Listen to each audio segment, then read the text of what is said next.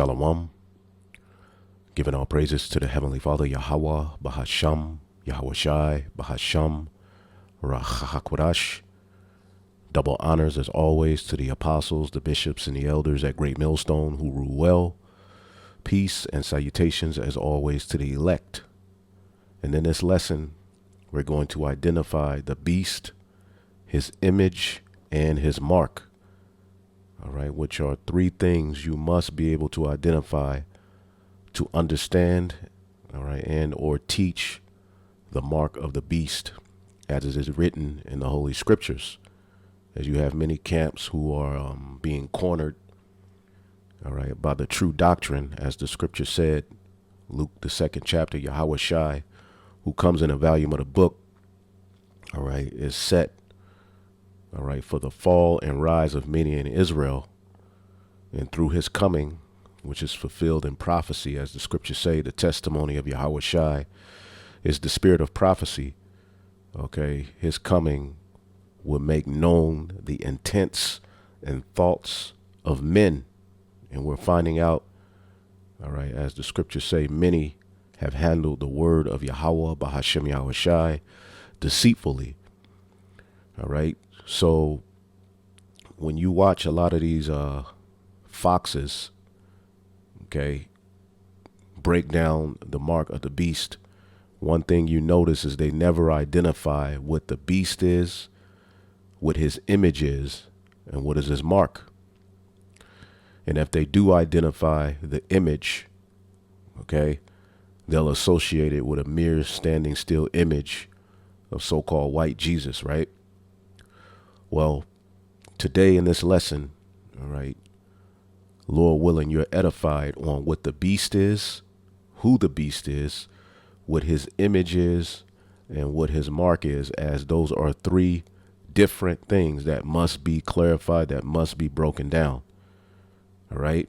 Now, when you get the book of Revelation, the 13th chapter, as we always go into, okay, we know that John the Revelator, all right, sees a vision, all right, of a beast system, all right, which we're going to show you that's associated with Rome, the Roman Empire, all right, and he sees a revival of the ancient Roman Empire and ultimately a mark that that system would issue right before the destruction. And how do we know that that mark would be issued right before the destruction? Well, when you get the book of Revelation, the 14th chapter, okay, as we read this chapter, we know and understand that this is the new song being sung by the men of the Lord who are associated with the 144,000 who have the everlasting gospel to preach.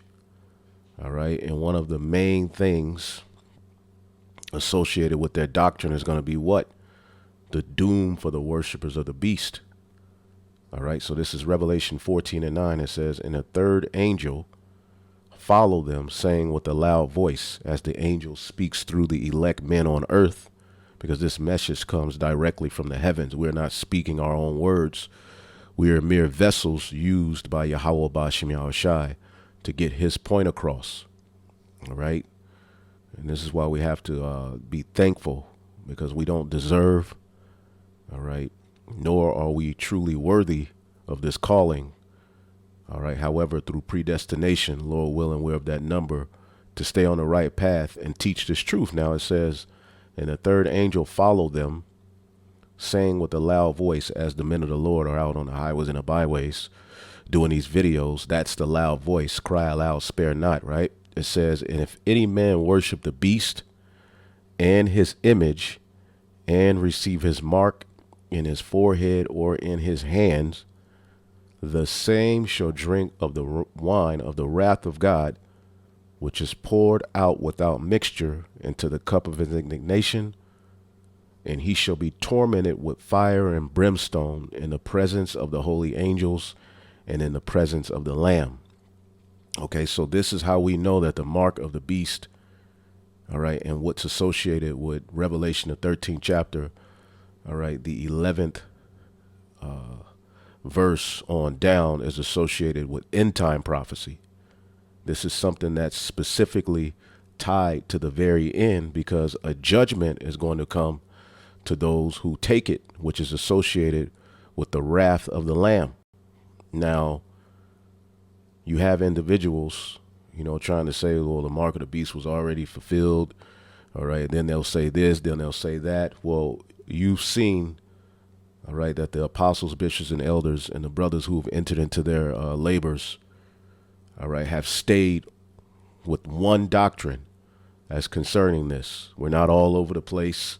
We're not changing it up every other year. All right. We've stuck to the script. So now, as you see, Revelation, the 14th chapter, is written right after Revelation, the 13th chapter, because as this beast system would establish, all right, their anti-Messiah, wicked, system in the earth, which is rooted in the Greco-Roman ideology and madness, as we'll show you, the 14th chapter gives, all right, the push against that, which would come in the form of the doctrine, okay, the gospel that will be preached. And this puts us in harm's way. This is why it says in Revelation 14 and 12, here is the patient and the faith of the saints. Here are they that keep the commandments of the Most High and have the faith of Yahushai. And I heard a voice from heaven saying unto me, write, blessed are the dead which die in the Lord from henceforth. Yea, saith the Spirit, that they may rest from their labors, and their works do follow them. All right. So ultimately, as we are preaching this doctrine, as we are preaching against the MOTB, as we are preaching against the beast, his image and his mark, as we're going to show you what that is, that puts us in harm's way. See? And ultimately, some of us are going to die for this gospel. All right. As it is written in the book of Revelation, the 20th chapter and the 4th verse. And I saw thrones, and they that sat upon them, and judgment was given unto them. And I saw the souls of them that were beheaded for the witness of Yahushai and for the word of God, which had not worshipped the beast, neither his image, neither had received his mark up on their forehead or in their hands. And they lived and reigned with Yahushai 1,000 years, which is the first 1,000 years. All right. Establishing the kingdom of heaven on earth. Okay. Yahushai and his men will be responsible, all right, for that duty. Okay. Now, as you see here, okay, there's the beast, there's the image of the beast, and there's his mark. Okay. So in this lesson, what we're going to do is identify those for you so that you can know what you're talking about. All right. As you're teaching and as you're listening to individuals, so say, break this down. Okay. So again, it's the mark of the beast. So you have the beast, his image, and his mark. Okay. Now, what is the beast? Or who is the beast? How do we identify the beast? Well, we go to Daniel, the 7th chapter. All right. And we know that there are 4 beasts, right, prophesied to rule. All right. In the Lord's, all right, program. All right. 4 beasts. Now, there are other kingdoms that have ruled, but these are the main 4 beasts that we are to follow and to track. All right. Not only to identify, all right, the scattering of the Israelites, but to identify, okay, prophecy. Right. So the first beast, as we always go into this, all right, is the Assyrian Babylonian Empire. The second beast is the Medes and the Persians. The third beast, as you can see here, it says like a leopard, right, which is the Greeks. And then you have the fourth beast, right? Now, the fourth beast we know is the Roman Empire, right? And this system, pursuant to the Holy Scriptures, is the very system that will be in rulership, all right, right before the Heavenly Father sent his only begotten Son back. This is why you see, all right, the Ancient of Days, which is the Most High, sets a judgment, all right, by sending his only begotten Son back through this system, all right? which is ultimately the Roman Empire. But the Roman Empire would be what? Killed, all right, in a sense of the fall of the Western Roman Empire, and then it would live again. Okay, as you see, Daniel 7:7 says, and I saw in the night visions a fourth beast, dreadful and terrible, strong exceedingly, and it had great iron teeth, representing the Roman military. Was not Esau Edom blessed with the sword? And it devoured and brake in pieces and stamped the residue of the feet. With the feet of it, they crushed all of the opposing, all right, kingdoms, and ultimately they were ruling. No other power structure had ever ruled as Rome ruled, and it was diverse from all the beasts that were before it in a sense of its senate and how they brought about their emperors and rulers. And it had 10 horns, which are the subordinate vassal, all right, territories that they ultimately had in league with them, which made it a beast system. And I considered the horns, and I beheld there came up among them another little horn. What this ultimately represents is the revival of that Roman system. See?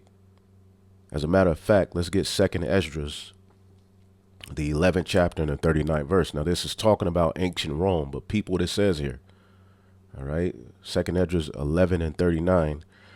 Art not thou, all right, it that remainest of the four beasts whom I made to reign in my world, that the end of their times might come through them? Okay? So the end, all right, will come through these four beasts, which the fourth beast is the Roman Empire. And the fourth came and overcame all the beasts that were past, and it had power over the world with great fearfulness, and over the whole compass of the earth, and with much wicked oppression, and so long time he dwelt upon the earth with deceit. Okay, now what nation of people run this beast, all right, is the biblical Edomites. And all you have to do is look up Edom, Rome, okay, Esau being the end of the world. There's various different ways we can link it, and we always go into it. The biblical Edomites, all right, run, all right, this fourth beast. This is why when you get the book of Obadiah, real quick,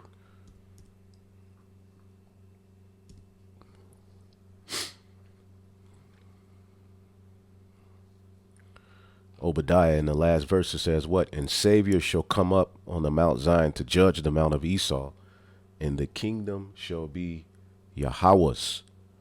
See? So tying it all together, this is what was said to the fourth beast, which is Rome, which we know that other little horn that came from the fourth beast represents the revival of Rome, which started with the Renaissance. It says, for the earth hast thou not judged with truth, for thou hast afflicted the meek, hast hurt the peaceable, hast loved liars, and destroyed the dwellings of them that brought forth fruit, and hast cast down the walls of such as did thee no harm. Therefore is thy wrong dealing come up to the highest, and our pride unto the mighty. The pride of thine heart have deceived thee. The highest have looked upon the proud times, and behold, they are ended, and his abominations are fulfilled. And there shall appear no more thou eagle, nor thy horrible wings, nor thy wicked feathers, nor thy malicious heads, nor thy hurtful claws, nor all thy vain body, that all the earth may be refreshed, and may return, being delivered from thy violence, and that she may hope for the judgment and mercy of him that made her. So this was said to the Roman Empire, all right, which we know, pursuant to Daniel, the 7th chapter, okay, this beast would be revived. There would be a little horn that came from this beast, right? And that's the revival of Rome, okay, which started at the Renaissance in Italy. Then you had the Spanish, the French, the British. Then came America.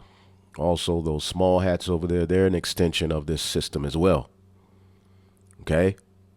So as we even read this chapter, as you go down, it goes into this horn, okay, and how it would speak great words against the Most High, seek to change times and laws, but ultimately judgment would sit, okay, through this very system being destroyed and taken down by Yahweh Bashim Yahushai. Now, when you go to Revelation, the 13th chapter, John the Revelator speaks on this beast system, all right? Revelation 13 and 11, all right? Well, as a matter of fact, let's start at 1, all right? And I stood up on the sand of the sea, and I saw a beast rise out of the sea, having 7 heads and 10 horns. Okay, the 7 heads, all right, starts with the Greeks, the Romans, Germania Major, Germania Minor, all right, the French, the Spanish, all right, and the British.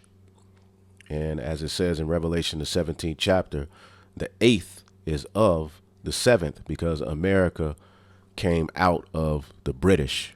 All right. Some people still consider America a colony of the British. America is owned by the British, by the banking families. Okay. And the 10 horns, all right, represents the EU.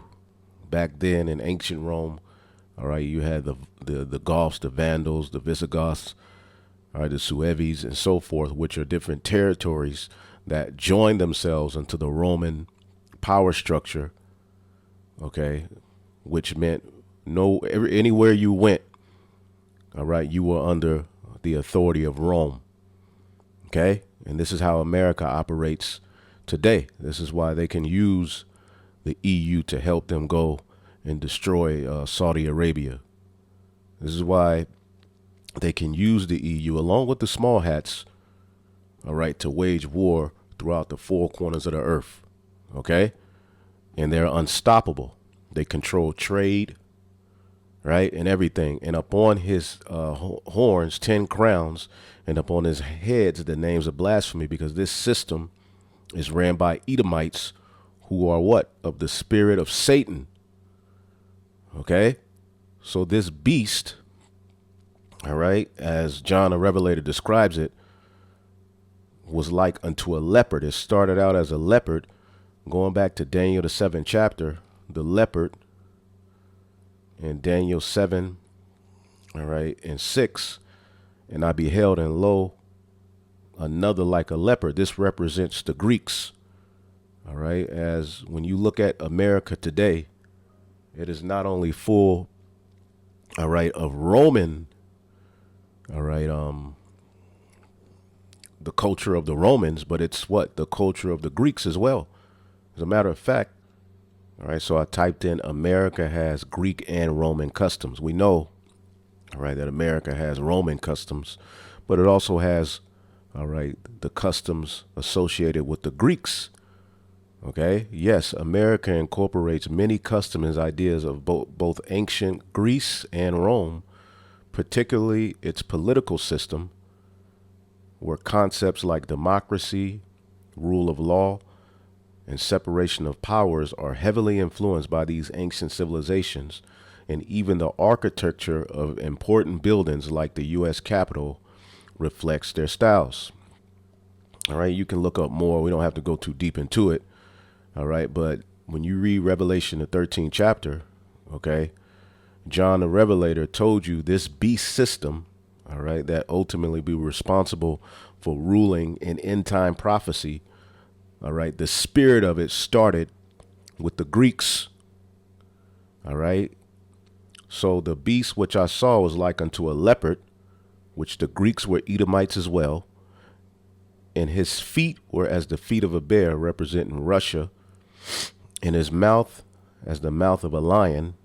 Okay, because ultimately it will be through the Brits or the British that this dominance, okay, would ultimately be spread through colonization.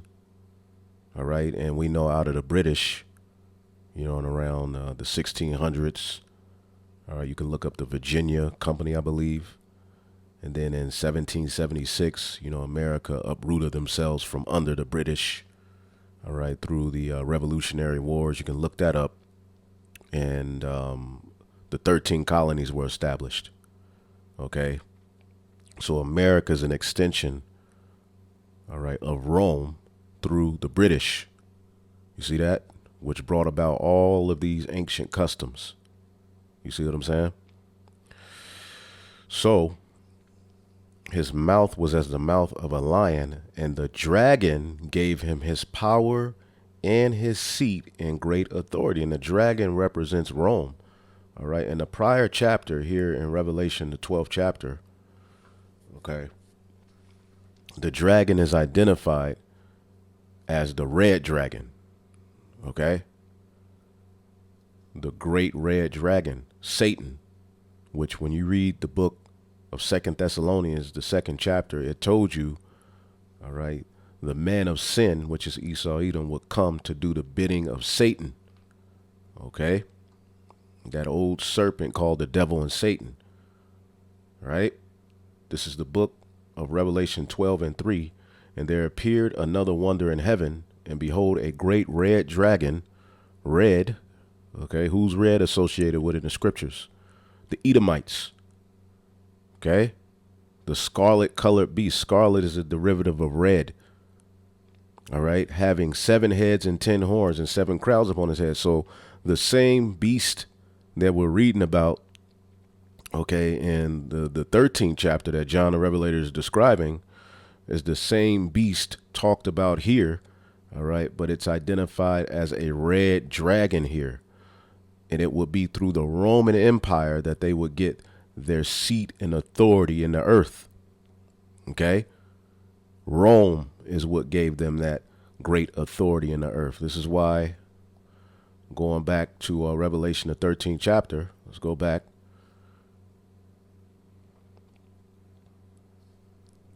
Give me 1 second.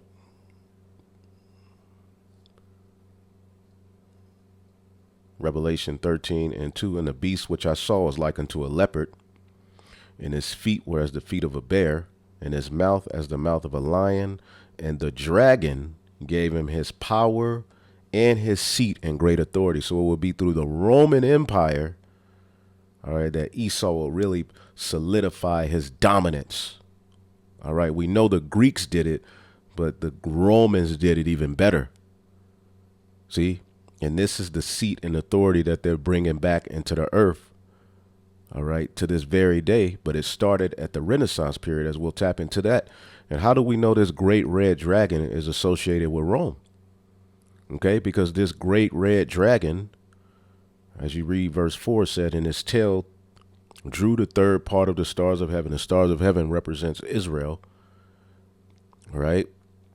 And the third part represents Judah, Benjamin, and Levi. All right, who were in the Roman captivity, and did cast them to the earth because they were what? Subject to the Roman rule. They had to pay taxes, and they were subject to the Roman rule. You see? And being cast down to the earth means you're what? In a low estate. This is why the disciples, okay, while the Romans were ruling, asked here in Acts 1:6, when they would therefore come together, all right, it gives a better wording in the NLT. It says, so when the apostles were with Yahushua, they kept asking him, Lord, has the time come for you to free Israel and to restore our kingdom? All right. And that wasn't the time, because that was during the 4th beast. Okay. Ultimately, the kingdom would come during the what? All right. The end of the revival of the 4th beast. You see, and who was ruling at the time that Yahushua was on the scene? The Romans. Okay. The Romans. That's why you see the word Romans. All right. As a matter of fact, John 11:48, this was the mindset of the leaders. Okay. If we thus let him alone, speaking of Yahushua, all men will believe on him, and the Romans shall come and take away both our place and nation. Let's look up this word Romans. Okay.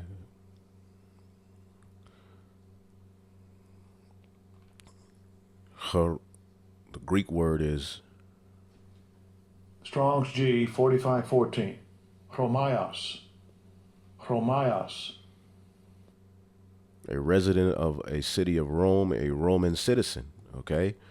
And ultimately, this was who was in rulership when Yahushua was on the scene. This is the fourth beast spoken of in Daniel, the 7th chapter, okay? Now, how do we know this red dragon is associated with the Roman Empire? Well, when you keep reading, Revelation 12:4, it says, and his tail drew the third parts of the stars of heaven, which the stars of heaven, all right, the 12 stars represents the 12 tribes of Israel when you go up in this chapter. But as you read, it says, and did cast them to the earth, the third part of the stars of heaven, Judah, Benjamin, and Levi. And the dragon stood before the woman, which was ready to be delivered, and for to devour her child as soon as it was born. And where could you find that history at? Okay. That's going to lead you to Matthew, the 2nd chapter, when King Herod, an Amalekite, Edomite, who was set up by Rome, ultimately wanted to kill the Messiah. Before ultimately he, when he came out of the womb, he wanted to end him. Okay? Because ultimately this child was set to rule all nations with a rod of iron. So Herod, who's an Edomite, wanted to what? Kill the Messiah. So ultimately the red dragon is associated with the Roman Empire. So what John the Revelator is saying here in Revelation 13:2, let's read it again. And the beast which I saw was like unto a leopard, because it started with the Greeks. Okay. Why do you see so much Hellenization, all right, here in this system? You have Greek fraternities. All right. Many of the customs of today go back to the Greeks, but the bulk of it goes back to Rome. Okay. And when we deal with the Renaissance, we're going to show you that brought about not only Roman customs, but Greek customs. And his feet were as the feet of a bear. Rome, ultimately Russia is going to be used to end it. And his mouth as a mouth of a lion, representing UK. Okay. Which ultimately will, through colonization, all right, that Roman authority would be spread, right? And America would come out of that. And the dragon gave him his power, his seat, and great authority. So the dragon is that same red dragon we read about in the chapter prior, Romans, Revelation, the 12th chapter, Salakia. And I saw one of his heads as it were wounded to death, which is the fall of the Western Roman Empire. But see, his deadly wound was healed, and the world wondered after the beast. Okay, and let's look up this word wondered. Okay, the world wondered after the beast.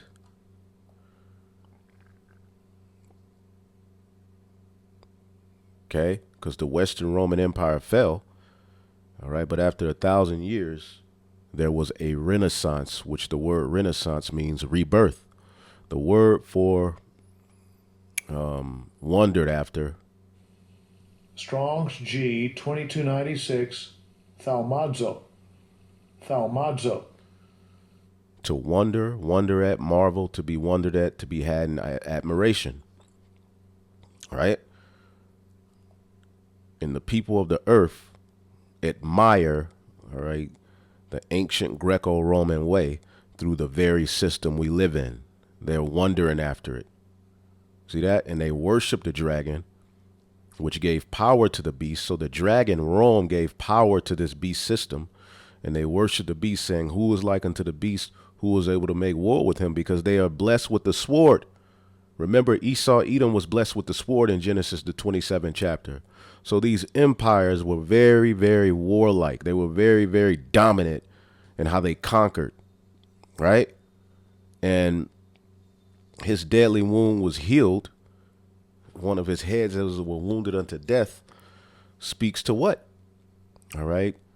The fall of the Western Roman Empire, but it was what? Reborn through the Renaissance, which Renaissance okay, is a revival of art and literature under the influence of classical models, which takes you back to the Greco-Roman Empire, or the Rome specifically. All right, and it means to what? To the revival, renewed interest in something. Okay, so what did the Renaissance do? Yes, the Renaissance helped to reestablish Rome as the center of art and culture. Okay, that's all you need to know. All right, and when you go into the Renaissance, not only did it bring about, all right, Roman culture, all right, as you can see here, it brought about, all right, a rediscovery of Greek philosophy. Okay, Greek. Okay, you can see Greek as well when you deal with the Renaissance. All right, it was a lot of Greek influence being brought back as well. Okay, Greek, Greek, Greek, Greek, Greek. Humanism. Okay, which these are the philosophies that dominate the world today, because these systems, this system we live in, which is the beast system, brought all of this back. So when you read Revelation, the 13th chapter, this beast that it's speaking about, all right, is ultimately the Greco-Roman Empire, which Rome gave it its dominance. Rome fell and Rome was revived, leading us, all right, to the little horn spoken of in Daniel. And then you get Revelation, the 13th chapter, right?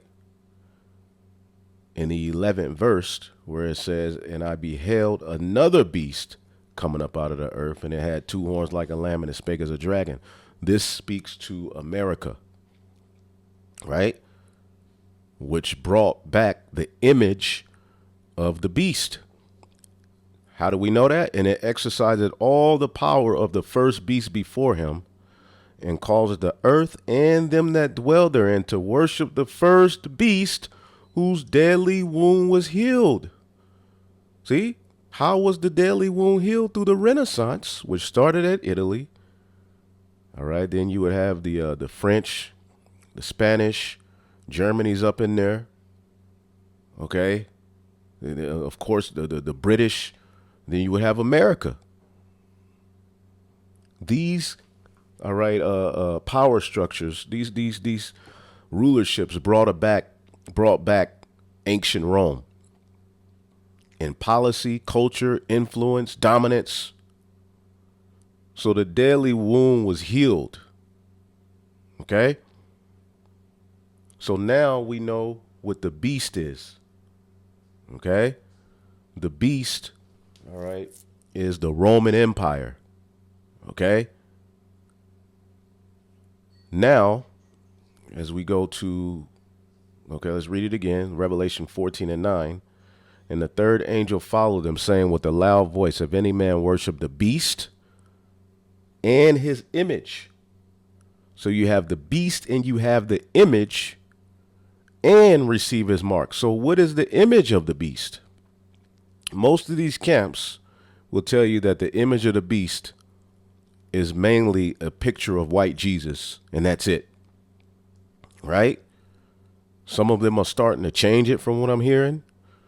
But the image of the beast, let's look up the word image. As a matter of fact, let's go here. And we've done lessons like this all the time, but this is just a topic that I love. I'm fixated on this topic. All right, because I see how men mishandle the word of the Heavenly Father, man. Okay? Let's read Revelation 13:12 again. And he exercised all the power of the first beast before him. This is what America would do. And calls the earth and them that dwell therein to worship the first beast, whose deadly wound was healed. This is why you're going to the Colosseum. Okay, this is why you're celebrating Christmas. All of these customs go back to the ancient Greco-Roman Empire, man. Right? And he doeth great wonders, so that he maketh fire to come down from heaven and the earth in the sight of men, because that sword, that power that was given unto them in the form of a blessing, all right, would go nuclear. Okay, they would eventually develop missiles. Right?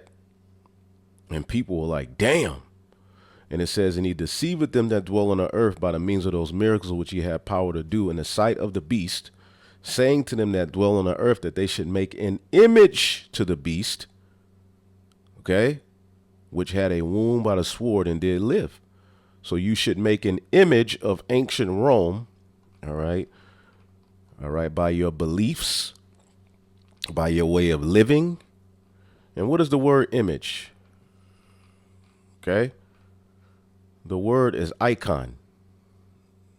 Okay. Icon.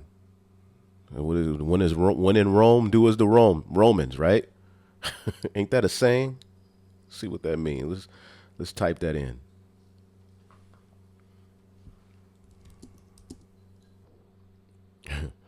Yes, as you can see, it was a film, but I typed in, what does the saying when in Rome means? It says the phrase when in Rome, do as the Romans do, refers to the importance of adapting yourself to the customs of the people who are in a certain place or situation and behave like they do. Okay, as the scriptures say in the book of, let's get Sirach, the 10th chapter. And anyone breaking this down different than what we are breaking it down, starting with our apostles, bishops, and elders, they're wrong. Okay? And we're not saying that out of pride, but listen and look at what we're going into, man. And listen to what John the Revelator said. Okay? Because a lot of these charlatans are now caught between a rock and a hard place, and their doctrine isn't holding up. Okay?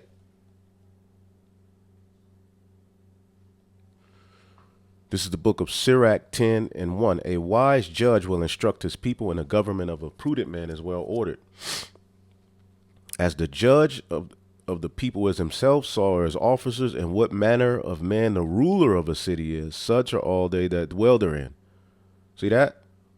And when you look at, all right, America, okay, they have fixated everyone's minds in full-blown rebellion, okay, against Yahweh Ba'Shem Yahweh Shai. Remember, this beast system had the names of blasphemy. So when you go to school, okay, when you deal with art, entertainment, it is all rooted in anti-Messiah. Okay? So the word for image is icon, and it means likeness, figure. All right?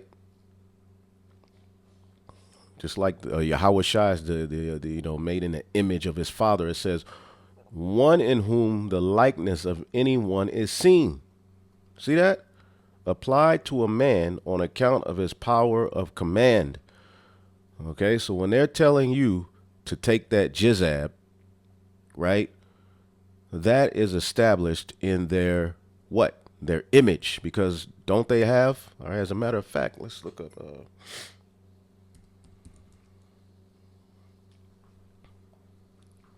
Asclepius, which when you look up the image of Asclepius, okay, it is rooted in what we know as today's med field. All right, but in a deeper sense, that goes back, all right, to the Greek, all right, not only the Greek, the Greco-Roman god of meds. Okay? Okay? Point blank period. So that's a part of their image. See? Their practices and methods of healing has nothing to do with Yahweh Ba'Shem Yahweh Shai. Okay? Point blank period. And when you deal with the Renaissance, there was a medical Renaissance as well. And this is not medical information. All right? But the Renaissance advancements in medical, yep. All right, in the 14th through the 17th century, when the Renaissance was established, they also brought, all right, a medical knowledge. Again, this is not medical information. We're just in the news, okay? So again, we're just showing you that to show you, okay, what John the Revelator is seeing, what he's saying unto you. So you have the beast, then you have the image of the beast. So he told the people that they should what? Conform themselves to his image. All right. Even to the point now where they're saying you have to link and merge your physical body with technology. That's a part of their image. All right. Now that Rome has went technological, okay, you're going to have to put our idol in you. So they're going to make an image to the beast. They're going to force you to do that, right? They have power. Let's read it again. Revelation 13 and 14.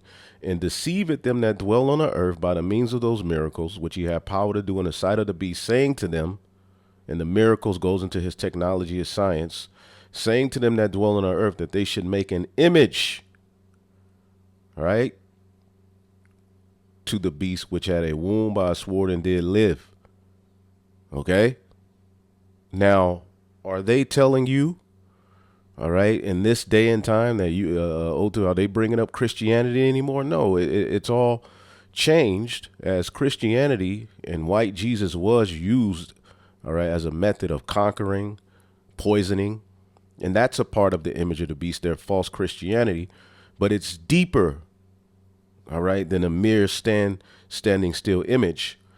As it says in the next verse, and he had power to give life to the image of the beast, that the image of the beast should both speak, and it's speaking through the world we live in. Again, I always bring this out, and I'm not going to play it all, but this is a video I did recently.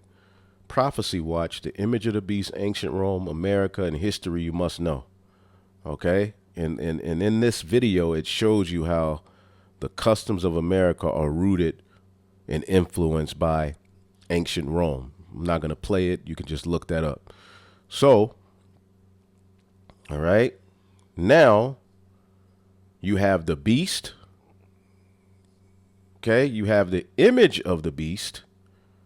All right. Let's get it again. Revelation 14 and 9. And third angel followed them. All right. The men of the Lord. And this will be a big part of end time prophecy. The new song, a part of the new song is saying with a loud voice, if any man worship the beast and his image and receive his mark in his forehead or in his hand, ultimately you're going to be destroyed. Okay. And those who are delivered, it says here in Revelation 15 and 2, this is how you know, all right, that this mark is rooted in end time prophecy. Revelation 15 and 2, because if you see how Revelation 13, 14, and 15 are written, okay, it shows you the beast system and the plan of it and what it would do in end time prophecy. In 13, it shows you in 14, the new song, which would be directly opposed to the blasphemies of the beast and his image, okay, and his mark. And then in chapter 15, Revelation 15 and 2, and I saw as it were a sea of glass mingled with fire, and them that had gotten victory over the beast, right, and over his image, and over his mark. Okay, you notice these camps never fully identify who the beast is, how it differs from the image of the beast, and how it differs from his mark. Well, we're doing that here today, and we've always done it. Okay, and over the number of his name. Okay, which will show you the number of his name is associated with 666. Okay, so now going back to Revelation, the 13th chapter, after he deceives you by his many miracles and by his science and everything else, all right, while he brings the alphabet, all right, the Libiquita community and all of these various different blasphemies, all right, and pass laws that you can't speak against them. Okay, pass laws that you have to physically do things in order to live on earth, put things in your body and all of this. Then verse 16, all right, and if you don't, you will be killed, which we always show you that word killed could mean physically killed, or it can mean separated, meaning you won't have fellowship with the beast system if you don't pledge allegiance, all right, by bowing to their image, right? which their image is not white Jesus. Okay? It's deeper than that. And he calls it all, both small and great, rich and poor, free and bond, to receive a mark in their right hand or in their foreheads. Now, there's a particular camp that says, and a lot of these other camps that say that this is not talking about men. This is merely talking about nations. Well, what is nations made up of? Okay, if we talk about, all right, the UK or the Netherlands, okay, you could say that's a nation. Well, what makes that a nation? The people, the citizens. As we read, okay, again in Revelation, the 14th chapter, the warning against this madness says, and the third angel followed them, saying with a loud voice, if any man worship, okay, because if you believe in their policies, if you believe in their system, if you took their juice and their jizzabs and you follow their way and you're all up the white man's ass, you worship him, you worship his image, you worship his policies, okay, you worship his rulership, you're going to take his mark. Few people are going to rebel, right? Because you have a lot of people who worship the beast in his image, but a lot of them don't want to take his charagma. They're going to fight against that mark. These truthers, they stand for America. They stand for how America was established. All right. But when it comes down to it, the Lord has put a spirit on them to rebel against the direction it's going in. So again, he's going to cause. So there's a difference between the beast and his image and his mark. Okay. So he calls it all, both small and great, rich and poor, free and bond, to receive a charagma in their right hand or in their foreheads. All right. And we always go into, all right, this word. Okay. This word. Okay.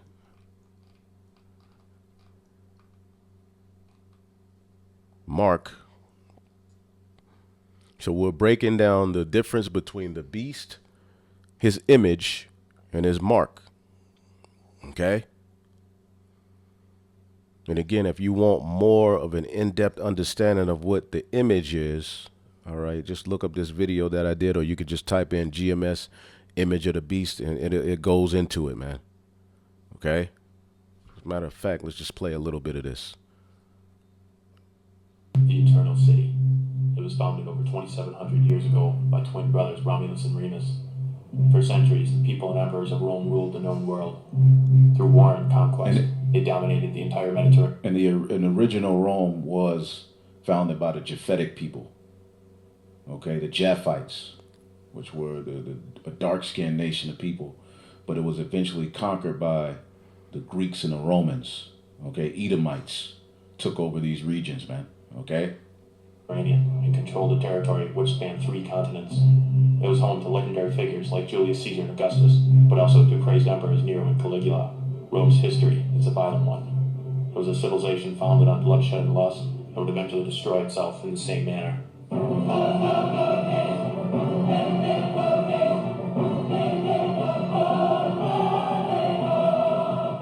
Present all Rome had to offer. Typical perceptions of Rome include constant gladiator games, wine-fueled orgies, and prosperity among all. These are all dramatized visions of glorious culture that was far more similar to our own than it was different. Their influence and contributions can be felt even today. By examining the history and culture of ancient Rome, we're able to see that not all of Rome died in its collapse.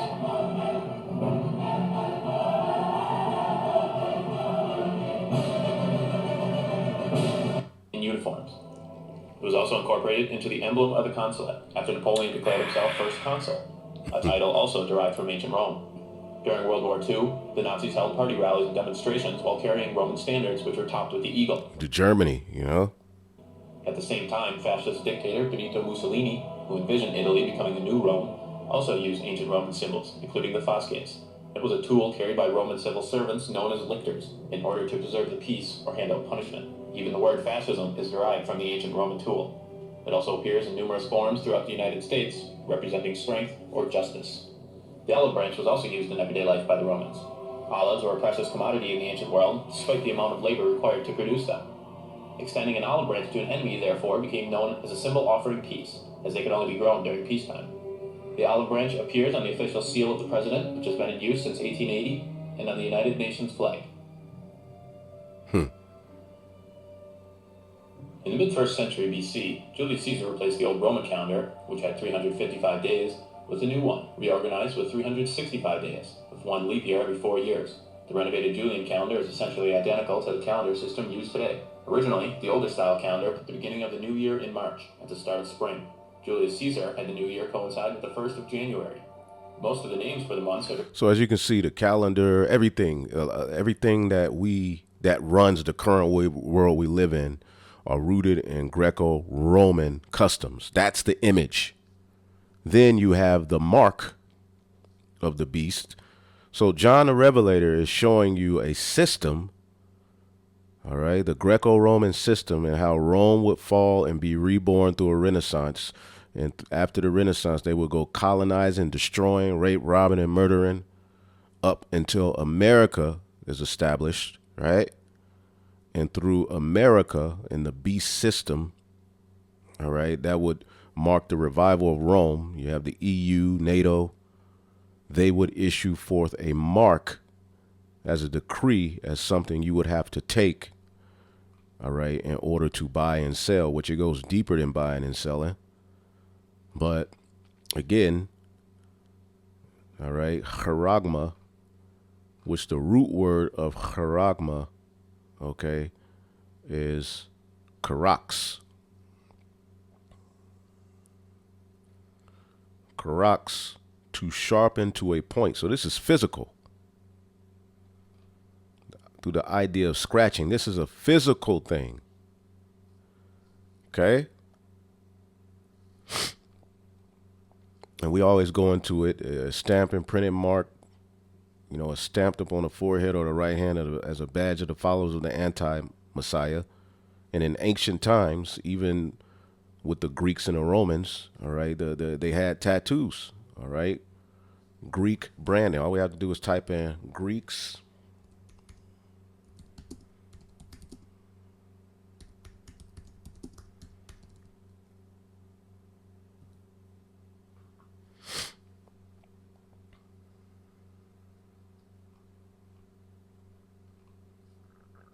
All right. Greek brand. Let's get.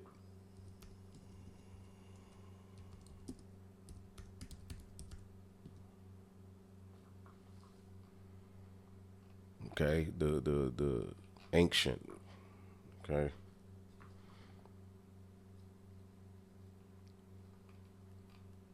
They would brand you. Okay.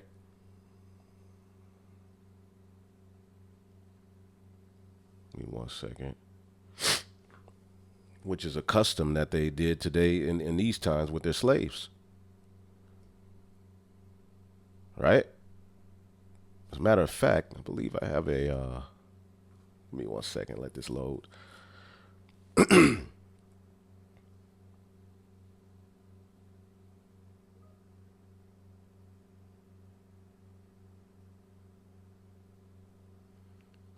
Branding, all right, the permanent marking of livestock used as a distinctive design, made, all right, hot metal, tattoo, paint, yada, yada, yada, okay?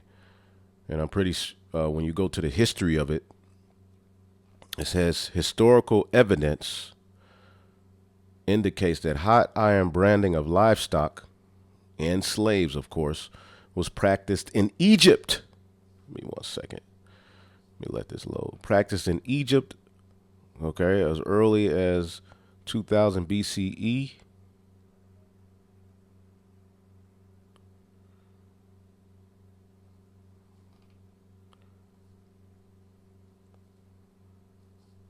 Boom. The ancient Greeks branded their slaves with delta for doulos, slave. Okay, so as you can see, this is an ancient custom. You can look up a custom called the mark of consecration. Okay, but the Romans did it as well, all right, through tattoos, brands, okay? In the American colonies, the branding of petty criminals was fairly common, but was abolished before the American Revolution. The use of branding to identify slaves, all right, in the antebellum, there's a movie called Antebellum where that happened, in the United States was widespread. However, it was often employed to punish slaves who had attempted to escape. Okay, Frederick Douglass described this process in a chilling detail. So as you can see, this is a custom that goes back to not only the Egypt, the Greeks did it, the Romans did it. Okay, in Rome, it was a tattoo.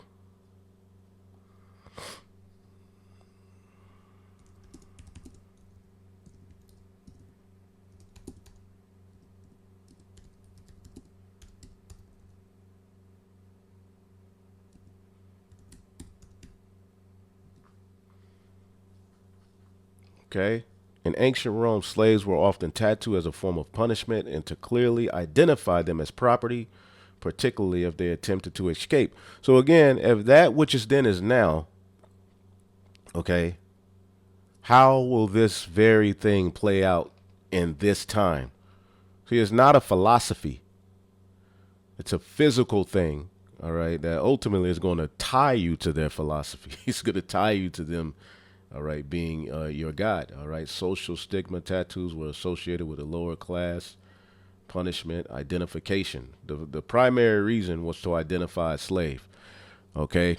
So again, this ancient system, all right, that John the Revelator, it was around during John's time as a form of, branding, as a form of tattooing, okay.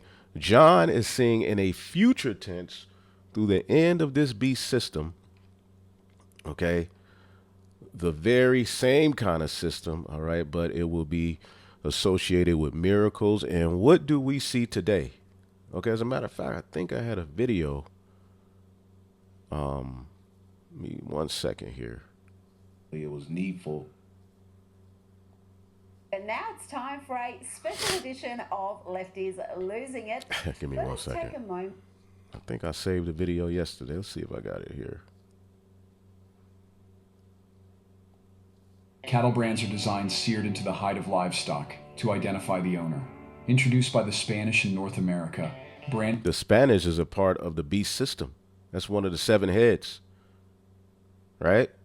But where did they get that from? See, this is how the image is living today. Okay, all of these customs were passed down. branding has been practiced for about 700 years. On the open range, cattlemen took pride in recognizing different brands, and some, like the famous Nat Love, became professional brand readers who helped settle disputes. Branding language was easy to understand once mastered, and most brands on the Texas frontier were made with dotting irons, a half circle, a small half circle, and a straight line. Using these tools, ranchers could create a variety of designs. Brands were read from top to bottom and left to right. Cattle thieves, known as brand burners, would alter brands. To combat this, ranchers created larger brands harder to modify. So what are they going to do today? That you can't modify. In 1881, George B. Loving published the Stock Manual, a comprehensive list of Texas stock brands with over 2,000 registered. Join us at Wild West. So there you go. So John the Revelator is basically seeing that very same kind of system, but again, how will that play out today? Well, I mean, through these chips, look what they're talking about doing. The quantum chip is going to change the world. Okay?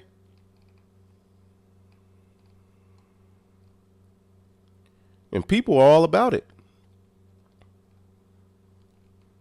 And there's so many avenues and aspects of this technology being promoted. Like they put Elon Musk out there, but there's all kind of stuff going on. Google is transforming the landscape of computing with its new quantum chip called Willow. This innovation indicates a new era of speed and efficiency. And they're going to merge all of this with man. Okay?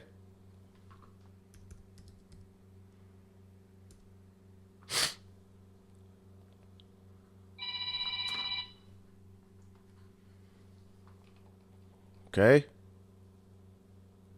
Will humans evolve into something smarter?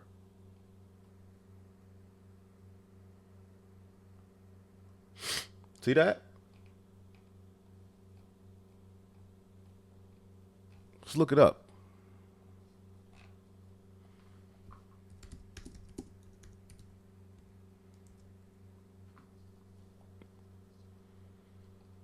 A belief or theory that the human race can evolve beyond its current physical and mental limitations by the means of science and technology. And this is not medical information, man. We're just in the news. The beast, the image, and the mark, goddammit. All right. Let's just type in merging with machine. Okay. The merging of humans and machines is the integration of human machine and machine functions, or the view of the human machine system as a single entity. Brain controlled implants. All right. They have the brain interface. AI. Neuralink, merging man with machine. So again, go back here. What is John the Revelator talking about as he sees this?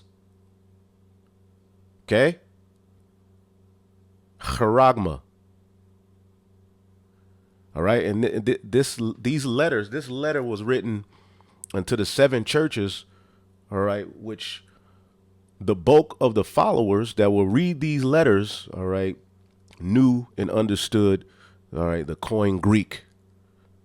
So this letter was written, all right, to the churches, man, the Israelites who were scattered throughout these particular regions. And ultimately that speaks to us, as Yahweh Shai told us, okay, that ultimately the church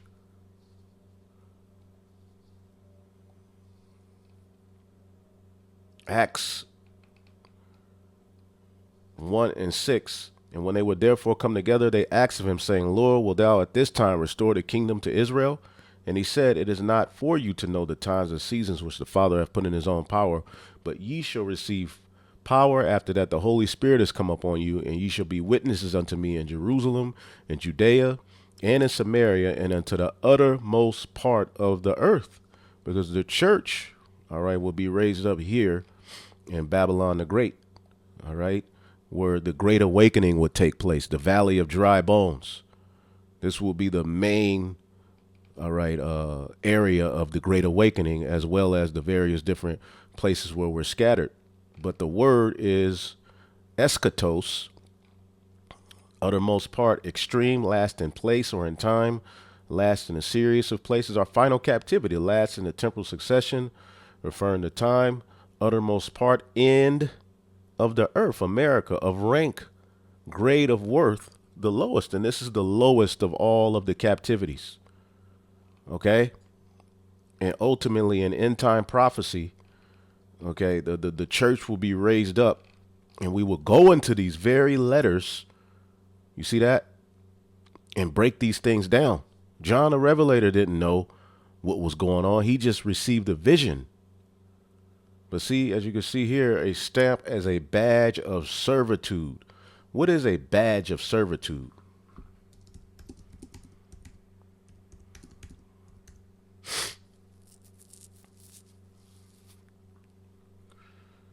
A badge of servitude refers to a social or legal restriction. While not explicitly slavery, is considered a lingering effect of slavery and functions to limit the freedoms and opportunities of a person based on their race.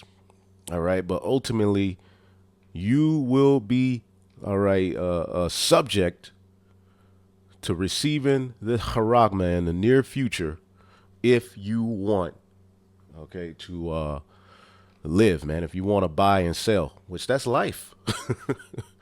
All right. That's life. Okay.